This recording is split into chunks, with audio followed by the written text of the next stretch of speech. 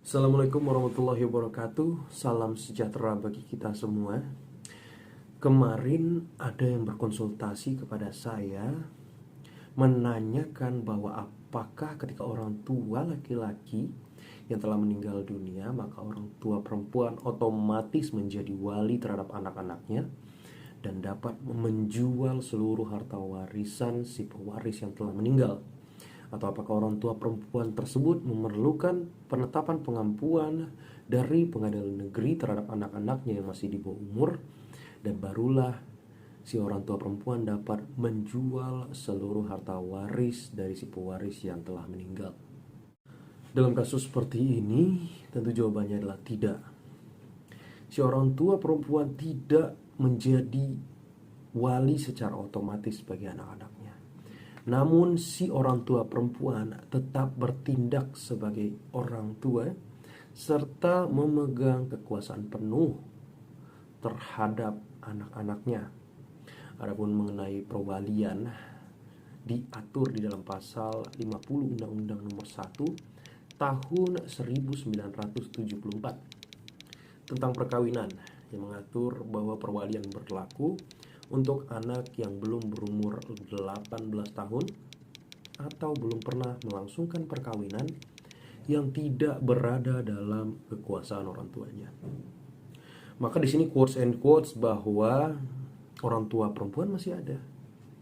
Maka pengampuan dilakukan jika si anak yang belum dewasa tersebut tidak sama sekali memiliki orang tua, maka pengadilan dapat menetapkan wali dari anak tersebut.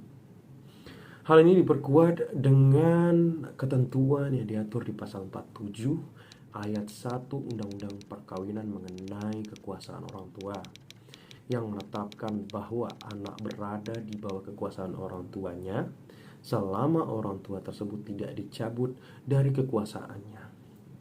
Yang mana selain itu pasal 47 ayat 2 Undang-Undang Perkawinan mengatur juga bahwa orang tua mewakili anak tersebut mengenai perbuatan hukum di dalam dan di luar pengadilan.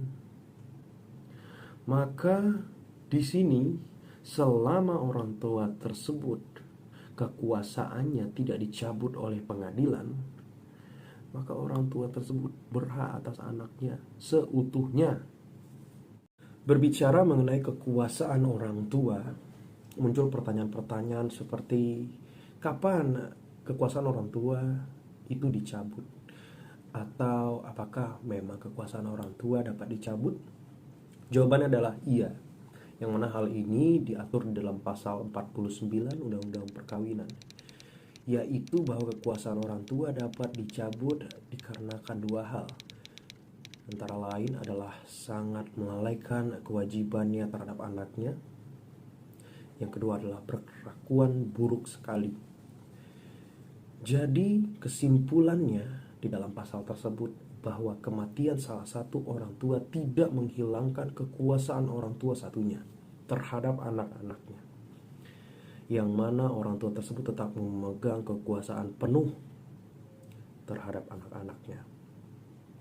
Adapun kalau kita berbicara mengenai apakah orang tua perempuan tersebut dapat menjual harta warisan atau contohnya rumah,